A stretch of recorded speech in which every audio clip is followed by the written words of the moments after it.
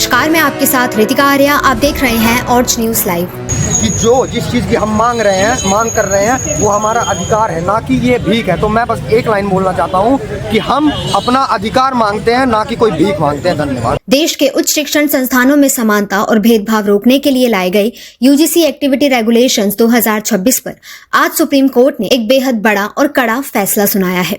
हफ्तों से चल रहे विरोध प्रदर्शनों और छात्र आंदोलनों के बीच देश की सबसे बड़ी अदालत ने इस नए कानून पर अंतरिम रोक लगा दी है। आज की सुनवाई के दौरान सीजेआई सूर्यकांत और जस्टिस जोय मल्ल्या बागची की बेंच ने कहा कि ये नए नियम प्रथम दृष्टया अस्पष्ट हैं और इनका गलत इस्तेमाल हो सकता है। अदालत ने सवाल उठाया कि क्या हम एक जाति विहीन समाज की ओर बढ़ने के बजाय पीछे की ओर जा रहे हैं। अदालत ने गंभीर चिंता जताते हुए कहा कि अगर इन नियमों में हस्तक्षेप नहीं किया गया तो इसके गंभीर और खतरनाक परिणाम हो सकते हैं जो समाज को बांट सकते हैं। सुप्रीम कोर्ट ने आदेश दिया है कि जब तक इस मामले पर कोई अंतिम निर्णय नहीं लिया जाता तब तक शिक्षण संस्थानों में 2012 के पुराने नियम ही प्रभावी रहेंगे। कोर्ट ने केंद्र सरकार और यूजीसी को नोटिस जारी कर जवाब मांगा है। कोर्ट ने सुझाव दिया है कि सरकार इन नियमों को फिर से ड्राफ्ट करने के लिए प्रख्यात न्यायविदों और विद्वानों की एक कमेटी बनाए। अगली सुनवाई अब 19 मार्च 2026 को होगी। इस फैसले के बाद छात्रों, विशेषकर सामान्य वर्ग के प्रदर्शनकारियों में खुशी की लहर है, जो इन नियमों को भेदभावपूर्ण बता रहे हैं। इस सवाल को लेकर ऑर्ज न्यूज लाइव की टीम दिल्ली विश्वविद्यालय नॉर्थ कैंपस पहुंची और वहां पर पढ़ रहे छात्रों से सवाल किया। सभी ने अपना अपना विचार यूजीसी कानून को लेकर रखा। नमस्कार, इस समय मैं नॉर्थ ड्यू और यहाँ पर जो सब खड़े विद्यार्थी हैं, और सबसे पहले सर नमस्कार आप लोगों को। सर, आज जो सुप्रीम कोर्ट की गाइडलाइंस आई हैं उसको लेके आप लोग कितने फेवर्स में हैं? क्योंकि जो लगातार हम देख रहे हैं ऑन द पे कि विद्यार्थी इस चीज़ को लेकर नाराज है, यूसी जो निकाला गया है, क्या लगता है सर ये कितना सही है कितना गलत है? ये सुप्रीम कोर्ट की गाइडलाइन जो आई है हम उसके पूरी तरीके से समर्थन में हैं, परंतु हमें दुख इस बात का है कि सुप्रीम कोर्ट के तक मुद्दा जाने की ज़रूरत पड़ गई। सरकार ने ऐसा कानून बनाया, हमें दुख ही इस बात का है। और जहाँ तक बात रही सुप्रीम कोर्ट की गाइडलाइन की, सुप्रीम कोर्ट ने 2-3 चीज़ें बहुत सिंपली कही। एक तो कहा कि ये इतना वेग है, वेग मतलब इसमें चीज़ें क्लियर नहीं है, जैसे जल्दबाजी में बनाया गया। दूसरा, 2 कानून होते हैं, एक कानून का काम है जोड़ने का, एक कानून का काम है तोड़ने का।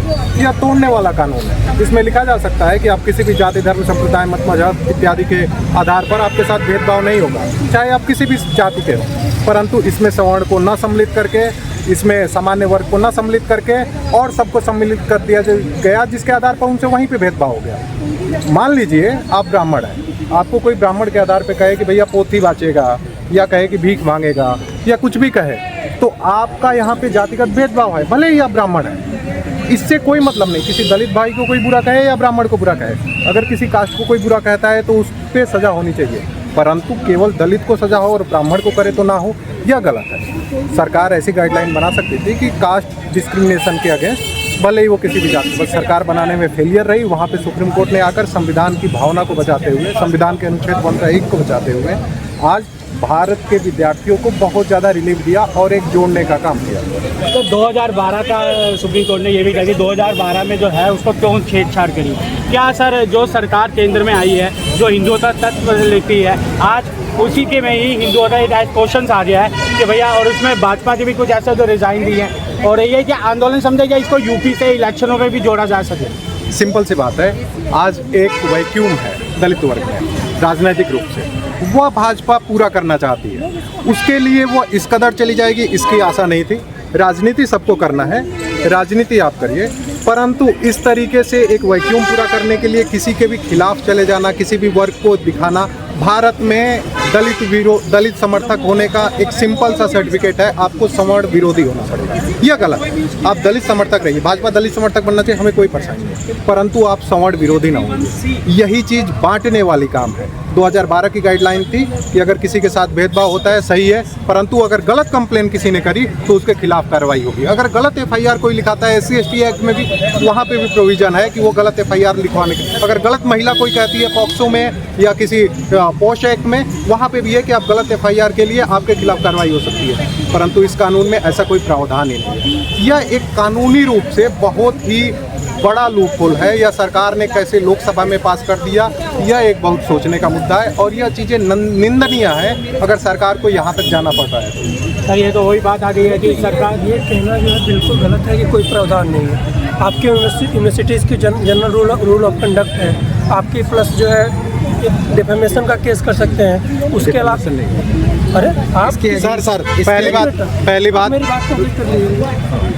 आपके पास PNJ principle of natural justice article 14 और आर्टिकल 21 जिसमें प्रोवाइड करता है कि आपके अगर खिलाफ आपको कोई भी अगर राइट वायलेट हो रहा है तो आप इवन जो है हाई कोर्ट और सुप्रीम कोर्ट दोनों जा सकते हैं। सर इसमें झूठ भी आ सकता है ना, फिर झूठ बहुत कितना सच बोला कितना वो कह रहा है। सिंपल सी बात है, यह कह रहे हैं कि अगर किसी विद्यार्थी ने किसी अलग विद्यार्थी के ऊपर यूनिवर्सिटी में कंप्लेन कर दी तो आप हाई कोर्ट जाइए आर्टिकल 226 में। इनके कहने का मतलब ये है, ये सिंपल सा ये नहीं समझ रहे हैं कि वो गाइडलाइन में जो यूनिवर्सिटी की कमेटी है उसके सामने हमारे पास कोई अधिकार नहीं है। सुप्रीम कोर्ट में तो वजह है, कौन सुप्रीम कोर्ट में यहाँ से जाएगा? उस कमेटी के सामने अधिकार होने चाहिए हमको कि हम यह साबित कर पाए। What about the service rules?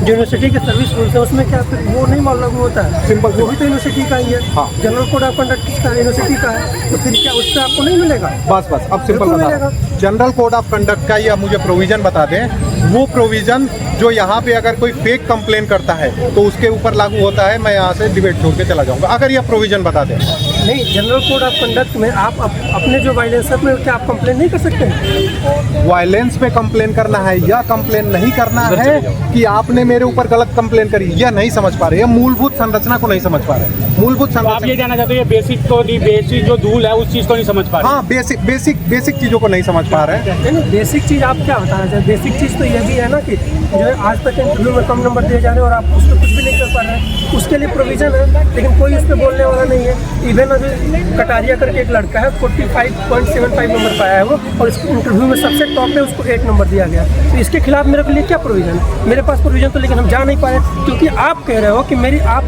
जैसे OBC एजुकेटिंग अथॉरिटी है, तो अगर मेरे को इंटरव्यू में कम नंबर मिल रहा है तो मैं तो फिर किसके पास एजुकेटिव अथॉरिटी के पास जा रहा हूँ? ये भी तो फिर तो मैं भी कहूँ ना कि मेरे लिए OBC अपॉइंट करो, फिर वो मेरे लिए एजुकेट करेगा।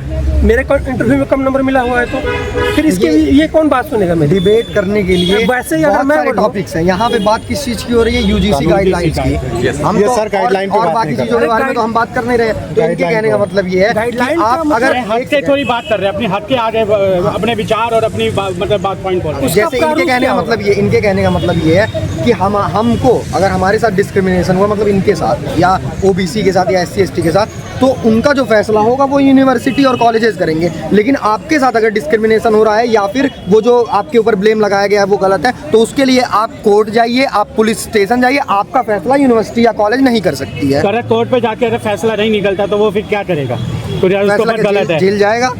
उसके बाद फैसला, अब मैं क्या कह रहा हूँ, अगर इन्होंने मेरे ऊपर गलत केस कर दिया, मैं 6 महीने जेल रहूंगा, 6 महीने बाद कोर्ट से मुझे बेल मिल गई, उस 6 महीने का क्या होगा? वही सवाल है कि 6 महीने में क्या होगा? नहीं, आप जो कह रहे हैं कि अगर मैं किसी एजुकेटिंग अथॉरिटी पे बिलीव कर रहा हूँ, बीइंग एन, मान लीजिए अगर मैं जनरल कास्ट है तो OBC पे मैं बिलीव कर रहा हूँ, तो वैसे तो फिर मैं सुप्रीम कोर्ट में भी कह सकता हूँ कि जो जजेज हैं अगर वो किसी पार्टिकुलर कम्युनिटी से बिलोंग करते हैं तो मैं OBC हो कि मैं उस पर बिलीव नहीं करूँगा। आपको भी तो बिलीव करना पड़ेगा। सामान्य बात यहाँ पे कानून की है। कानून में एक लूपहोल है बहुत बड़ा। कानून ये बहुत ज़्यादा वेग था। वेग का मतलब है यह कानून पूरी तरीके से यह नहीं बताता था कि कौन सी चीज़ ऐसी चीज़ है जो आप इंसल्ट, जो आप डिस्क्रिमिनेशन कहोगे। डिस्क्रिमिनेशन को डिफाइन नहीं किया गया कानून में। दूसरी समस्या थी कि कानून पूरी तरीके से 2012 वाले कानून को एक लॉलीपॉप सा देने के लिए कि अगर हम सवर्णों के लिए यहाँ पे जो पनिशमेंट है कि अगर आप सवर्णों के खिलाफ कुछ करते हैं और वो फाल साबित होता है, वो पनिशमेंट हटाकर हम एक लॉलीपॉप दे दें ताकि हम राजनीतिक रूप से इसका फ़ायदा मिले। यह कानून सिंपल सा राजनीतिक फ़ायदे के लिए था जो कि चल नहीं पाया। सुप्रीम कोर्ट बीच में आ गया और हम सुप्रीम कोर्ट का धन्यवाद देते हैं, परंतु हम सरकार से सिर्फ इतना कहना चाहते हैं कि आप बार बार ये काम न कीजिए, क्योंकि कुछ लाइनें हैं, वो लाइनें यही है कि युद्ध कहाँ तक टाला जाए, द्वंद्व कहाँ तक पाला जाए, कुबी राणा का वंशज है, एक जहाँ तक भाला जाए। और आगे की लाइन है कि सिक्का वो उछाला, दोनों तरफ भारत हो जिसपे सिक्का वो उछाला जाए। तो ऐसा कानून बने ना जो आपस में जोड़े, और ये लोग कानून ऐसा बना रहे हैं जो आपस में एक दूसरे को तोड़े। जैसे भाई मेरे से डिबेट कर रहे हैं, मैं भाई से एक सिंपल सी चीज़ पूछता हूँ, अगर उसमें लिख दिया गया होता कि भाई किसी भी कास्ट का हो, अगर उसके साथ डिस्क्रिमिनेशन होता है, किसी भी कास्ट का हो, तो वहाँ पे यूजीसी कमेटी आएगी और उस कानून में कोई भी कास्ट के ऊपर डिस्क्रिमिनेशन प्रोहिबिटेड होगा, तो क्या समस्या होगी? मैं इनसे भाई ये इतना ही बता। मैं इनसे दो सवाल पूछना चाहता हूँ। एक ये सवाल पूछना चाहता हूँ कि अकॉर्डिंग टू देम जो डिस्क्रिमिनेशन है वो क्या बस ओबीसी एससी एसटी ही फेस करते हैं? मेरा पहला सवाल। मेरा दूसरा सवाल ये है, डिस्क्रिमिनेशन को दो पार्ट में डिवाइड किया गया, एक्सप्लिसिट डिस्क्रिमिनेशन, इम्प्लिसिट डिस्क्रिमिनेशन। तो अकॉर्डिंग टू यूजीसी गाइडलाइन जो इम्प्लिसिट डिस्क्रिमिनेशन है उसके लिए भी वो जिम्मेदार होंगे अगर जो करता है। फॉर एग्जांपल इम्प्लिसिट डिस्क्रिमिनेशन क्या, मैं इनको बोल रहा हूँ कि आपका ये कपड़ा बहुत अच्छा लग रहा है, लेकिन वो इसको इस रूप में ले जाए कि मैं इनकी अच्छाई तो कर रहा हूँ लेकिन इनको बुरा बोलना चाह रहा हूँ। अब इन्होंने कंप्लेन कर दिया, मैं तो अच्छे के सोच के बोल रहा था लेकिन इनको लग गया वो बात बुरा, उसके लिए ये गए कंप्लेन कर दिए, मेरे खिलाफ कमेटी बैठी, उस कमेटी में मेरा कोई रिप्रेजेंटेशन है नहीं, कोई इंक्लूजन जनरल का है नहीं, मुझे हो गया जेल। मेरे कहने का मतलब बस ये है कि जनरल वर्ग का ही एक पार्ट है इकोनॉमिक वीकर सेक्शन है, उसके लिए भी ये कानून वैलिड नहीं है। फॉर एग्जांपल मेरे पास इतना इनकम नहीं है कि मैं अपनी ज़िंदगी को सही ढंग से चला पाऊँ। मैं कैसे मेरे पिता कैसे भी कर रहे हैं, मेरे पिता कहीं से कमा के, फॉर एग्जांपल मेरे भी वर्ग में गरीब लोग हैं, मेरे और SC ST में भी गरीब लोग हैं, अमीर लोग हैं। मेरे कहने का मतलब बस इतना है, अगर मैं इकोनॉमिक वीकर सेक्शन से हूँ, मैं इस गाइडलाइन के तहत फ़ायदा इस चीज़ का नहीं उठा सकता हूँ। लेकिन अगर कोई SC है, कोई ST है, कोई OBC है, वो करोड़पति है, उसके बाद भी वो इस गाइडलाइन का फ़ायदा उठा सकता है, पहली चीज़। दूसरी चीज़, अब एक एग्जांपल देता हूँ मैं आपको डिस्क्रिमिनेशन का, जो अभी मेरे साथ 10 से 15 मिनट पहले हुआ। मैं एक जनरल वर्ग का स्टूडेंट हूँ, जनरल वर्ग का हूँ और मेरा नाम है संकेत पाठक, लॉ सेंटर 1 का छात्र हूँ मैं। अब मैं CLC में गया, मेरी क्लास थी, क्लास से हम निकल के आए, हमारे क्लास के बच्चे वहाँ एकत्रित हुए थे, उसमें से ही एक बच्चा था वो OBC या SC ST किसी पर्टिकुलर उसके थे, मैं जनरल था। तो मैंने बोला UGC क्यों गलत है, मैंने अपनी बात रखी उनके सामने कि UGC गलत है, मैं विरोध करता हूँ। उन्होंने मुझसे कुछ नहीं पूछा क्यों विरोध करते हो, कुछ नहीं, उन्होंने मुझसे बस एक सवाल पूछा कि आप जनरल हो? मैंने बोला हाँ। 4-5 लड़के थे, सारे हंसने लगे मेरे ऊपर। आप समझ रहे हो ना ये कैसी डिस्क्रिमिनेशन है? और यही, अब सुनो, और यही सेम चीज़ मैं इन भाई से पूछूं, आप दलित हो और मेरे साथ के 4 जनरल भाई अगर इस पे हंस देंगे तो जेल हो जाएगी। आपका पॉइंट भी समझ गया, आपका ये सर मेन चीज़ है, हमने बहुत चीज़ें ऐसी देखी है मीडिया के माध्यम से और बहुत देखा है कि जो जिस कास्ट से आता है ना उसके ऊपर लोग हंसते बड़े अच्छे हैं, ऐसा हंसने लग जाते हैं। लेकिन ये हंसते जो है, लेकिन वो जब एक पोस्ट में भी पहुंच जाता है ना, लेकिन उस पोस्ट की जो कुर्सी में बैठा है उसकी कदर नहीं करते, क्योंकि उसमें वो बैठा है, उसमें बैठा वो उसकी आता कि भैया वो फॉर्म भरते हैं ऐसे अपनी चीज़ों से लेके वहाँ तक पहुँचा है। ये क्या कहने हैं, कम शब्दों में ज़्यादा मैं उनकी बात से सहमत, अगर ये बात हुआ है तो बिल्कुल गलत है। और ये जो कास्टीय संरचना है ये तो आज की है नहीं है, बहुत पुरानी कास्टीय संरचना है। अगर ये बात करें, अगर तो इनकी लड़ाई लड़ने के लिए हम तैयार हैं, लेकिन कभी ये हुआ है आज तक कभी भी कि अगर ये कह दे किसी दलित के साथ, किसी OBC के साथ अगर कोई गलत हो रहा है तो ये लड़ाई लड़ने के लिए तैयार है? हाँ, ये हुआ है और मैं कह तो रहा हूँ ये हुआ। हमारी जनरल वर्ग का मांग ही यही है कि सबको इक्वल स्टेटस दिया जाए। अगर आप ये कह रहे हैं डिस्क्रिमिनेशन हटाने की बात आप कह रहे हैं, आप डिस्क्रिमिनेशन इनके साथ भी हटाइए, डिस्क्रिमिनेशन मेरे साथ भी हटाइए। आप किसी ये नहीं आप कर सकते, ये तो वही वाली बात हो गई कि आप मर्डर का बदला मर्डर कर रहे हैं। मैं लॉ स्टूडेंट हूँ, मैं उस वे में बता रहा हूँ कि आप मर्डर का मतलब मर्डर नहीं कर सकते। आज रोहन तिवारी करके जिसको समर्थित करके उस पर दिया गया, एक रोहन तिवारी का आपने नाम लिया, कितने OBC, रोहित बुमला से लेके ताड़वी से लेके कितने लोगों की जान गई, कितनी डेथ आप लेंगे तब फिर आपको कानून वैलिड लगेगा? रोहित वेमुला के मामले में मैं आगे बढ़ता हूँ, ये तो बढ़ता रहता डिबेट, तो इन्होंने अपनी तरफ से जितना बोला वाला।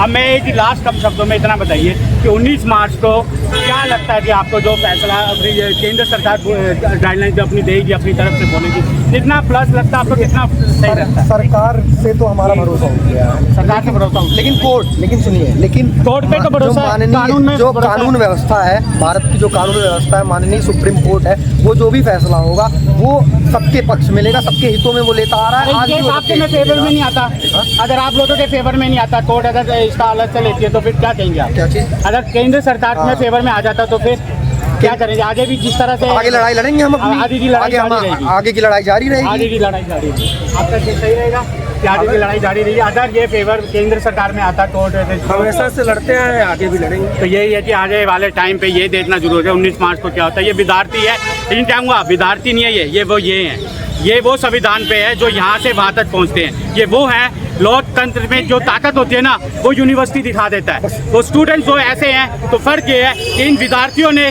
जो करके दिखाया है, इस विद्यार्थियों की आवाज़ पहुंची है, और जो अंदर बैठी हुई सरकार है ना, उसकी आँख भी खुली है, कान से रुइयाँ भी निकली हैं, और सांस भी लेने में अब उनको दिक्कत हो रही है, क्योंकि ये बहुत बड़ी लड़ाई है। अभी तो बहुत कुछ करना है बाकी। लास्ट शब्द बस ये बोलना चाहता हूँ आपके माध्यम से कि जो जिस चीज़ की हम मांग कर रहे हैं वो हमारा अधिकार है, ना कि ये भीख है। तो मैं बस एक लाइन बोलना चाहता हूँ कि हम अपना अधिकार मांगते हैं, ना कि कोई भीख मांगते हैं। धन्यवाद। हम अपना अधिकार मानते हैं, ना कि भीख मानते हैं। देते रहिए इसी तरह से। नमस्कार। शिक्षा जगत से जुड़ी ऐसी हर अपडेट के लिए हमारे साथ बने रहें। ग्राउंड रिपोर्ट तरुण शर्मा अपने सहयोगी अमित झा के साथ, दिल्ली नॉर्थ कैंपस। ऐसी ही खबरों से जुड़े रहने के लिए हमारे चैनल को लाइक करें, शेयर करें और सब्सक्राइब करें। साथ ही साथ बेल आइकन जरूर दबाएं।